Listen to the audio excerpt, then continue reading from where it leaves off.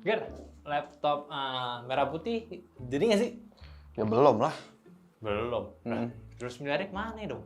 Ya namanya juga kan pemerintah agak susah nih untuk memeratakan pembelajaran jarak jauh. Jadi itu Kemendikbud punya program nih. Jadi mendukung pelaksanaan asesmen nasional, menjalankan belajar berbasis video audio, multimedia interaktif, mendukung pembelajaran berbasis teknologi informasi komunikasi dan. Lagian lu tuh tumben-tumbenan penting banget kayak lu peduli sama pemerintah gitu. Ada apa sih? Udah mending bumper aja kita. Nggak gitu, cuma nanya doang. Tapi ya udahlah, kita bumper aja dulu udah mendingan. Oke, ayo kita bahas Windows 11 SE. Mungkin video ini nggak ditujukan buat kebanyakan penonton nyantai ya. Ya walaupun nggak banyak juga yang nonton video ini. Video ini lebih ditempatkan buat para pemerintah mungkin yang pertengahan tahun kemarin ngerencanain sebuah laptop merah putih, yaitu laptop untuk para pelajar berbasis Chromebook OS sebagai solusi untuk meningkatkan kualitas pendidikan anak-anak yang berada jauh di daerah sana. Dan bagus sebetulnya, tapi sayangnya nih gue baru denger aja nih kabar dari brand besar si Microsoft baru aja nih ngerilis saingannya si Chromebook OS, yaitu Windows 11 SE. Ini menarik banget, setelah gue nonton launch eventnya, seketika gue kepikiran ya, daripada pakai Chromebook OS ya mending ini aja sih. Dari plus minus yang ditawarkan pun ini tetap paling make sense lah buat sekolah-sekolah gunain ketimbang starting over pakai si Chromebook OS. Yang mana tuh nyesuaiin penggunaannya lagi. Ya walaupun pakai Chromebook OS sebenarnya nggak susah-susah banget. Anyway, kita bahas mendalam soal si Windows 11 SE ini. Apa sih yang spesial? So, Windows 11 SE ini dirilis oleh Microsoft dengan tujuan untuk membantu proses belajar mengajar murid-murid yang sekarang semakin membutuhkan laptop, apalagi ditambah adanya pandemi ini, semuanya makin dipercepat untuk hal yang berbau pendidikan secara jarak jauh atau nggak digital. Dan kebetulan juga nih, si Windows baru aja update ke Windows 11, jadi memang kayak udah milestone-nya mereka saat ini tuh semuanya dirapel aja gitu, jadi satu. Ya mungkin gitu ya. Oke, pertama yang gua suka dari si Windows 11 SE ini adalah tampilannya. Ini bener-bener Windows 11 yang dipangkas aja gitu fiturnya. So mungkin buat kalian yang udah experiencing si Windows 11 bakalan familiar jika menggunakan kembali si Windows 11 SE ini. Cuma karena dipangkas berarti banyak batasan-batasan yang memungkinkan kalian itu nggak bisa seleluasa menggunakan Windows 11 SE ini seperti biasa. Ini SE, Student Edition cuy. Ya walaupun Microsoft sendiri nggak nge-set seperti itu panjangannya. OS ini juga salah satu cloud first operating systemnya dari Windows. Jadi OS ini cukup bergantung dengan penggunaan cloud systemnya untuk penggunaan dan juga penyimpanannya.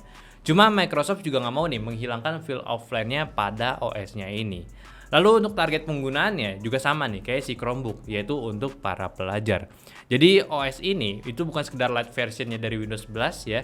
Jadi kalian juga nggak bisa dapetin OS ini secara cuma-cuma. OS ini tuh cuma datang bareng sama laptop yang dikhususkan untuk si OS-nya ini kayak si Chromebook punya. Dan ketika kita gunain laptop ini, kita juga nggak bisa nih nggak diberikan akses untuk ngubah OS yang si SE ini ke mode standarnya lagi. Itu nggak bisa.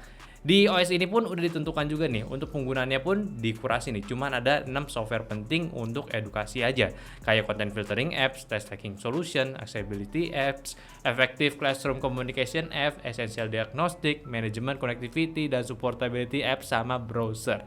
Selain itu nggak bisa. Paling kalian cuma bisa gunain web-based software-nya aja, kayak semacam WhatsApp, Spotify, dan YouTube. Jadi pada dasarnya, OS ini mirip dengan cara kerja si Chromebook OS, namun dalam interface Windows-nya aja. Lalu Windows 11 SE ini nanti juga bakalan hadir dengan aplikasi esensial untuk edukasinya dari Microsoft sendiri, kayak Microsoft 365 for Education, Minecraft for Education, dan storage cloud sebesar 1 TB dari OneDrive. Mungkin ya kita belum bisa meraba lebih dalam sih tentang OS yang satu ini. Tapi yang pasti, yang kita tahu dari OS ini pasti itu akan hadir dengan laptop yang dikhususkan untuk ekosistem pendidikan barunya si Windows.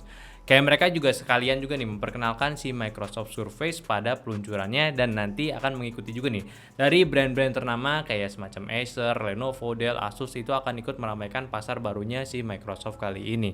Dan pastinya Microsoft pun juga menjamin nih untuk laptop edukasi ini mereka akan dijual dengan harga yang sangat affordable dan tidak lebih mahal dari kompetitornya, yaitu si Chromebook OS. Jadi ya kita bisa terkalah dari range 3-10 juta palingan lah. So gimana tentang laptopnya? Ya kalau murah berarti speknya kentang dong.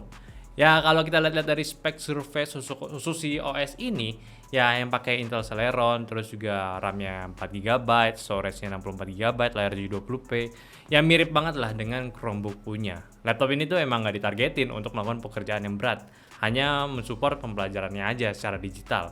Yang harusnya sih menurut gue tuh nggak bakalan masalah juga dengan spek serendah itu.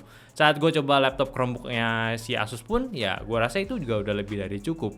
Jadi memang tinggal tunggu tanggal mainnya aja. Gue sih sangat optimis ini bakalan jadi Chromebook OS killer. Dari impresi gue dengan adanya OS ini, kayak orang tuh bakalan lebih welcome untuk menggunakan OS Windows ini ketimbang Chromebook punya. Ya kita lihat lingkup di sini dulu aja kali ya. Untuk para pengajar sama pelajar itu kayak bakalan jadi salah satu alat yang efisien ketimbang kita perlu mengajarkan mereka lagi cara penggunaannya dari nol. Nih di sini ya, itu tuh masih banyak nih pengajar yang bisa dibilang yang udah cukup berumur gitu. Dan belum tentu nih orang-orang seperti mereka akan mudah mengerti gitu belajar dari laptop baru yang beda dari biasa yang mereka gunakan. Cuma nih, dengan adanya si Windows 11 SE, gue rasa itu akan mempermudah mereka. Yang mana itu kan base-nya Windows 11. Terus yang sebelumnya itu pakai Windows 10, gue rasa juga nggak bakalan terlalu kegok buat adaptasi dengan OS baru ini. Terus juga nih, untuk anak pelajar nggak akan dibuat pusing lagi. Kalau mereka udah biasa dengan Windows 11 SE, nantinya juga mereka kan lebih fasih menggunakan Windows 11 secara normal. Kalau misalkan nanti mereka udah lulus sekolah. Ya nggak menutup kemungkinan dong, pasti ada aja nih anak pelajar yang bakalan kebingungan nih kalau misalnya dia sebelum pakai Chromebook OS, tiba-tiba pindah ke Windows 11 SE atau nggak Windows 11 biasa, ya bakal bingung gitu. Ya lumayan nih, ini kayak semacam jangka panjang lah untuk masalahnya.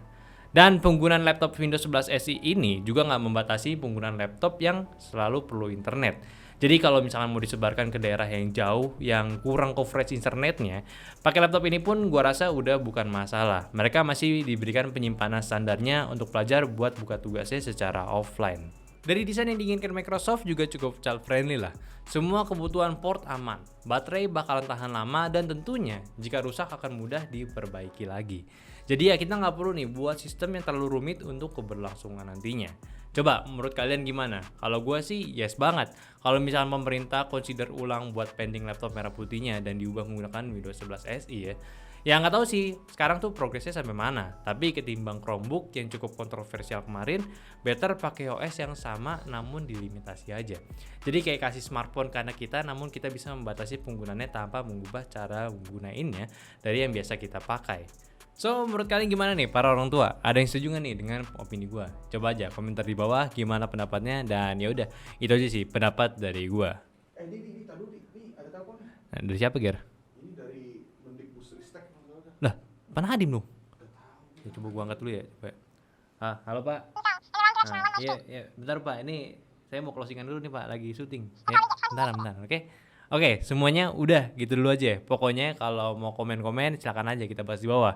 Kalau mau ada pertanyaan ya silakan juga taruh di bawah, dan seperti biasa, subscribe channel Nyantai kalau belum. Video baru kita ada di tiap Rabu dan Jumat. Minggu itu video spesial kita.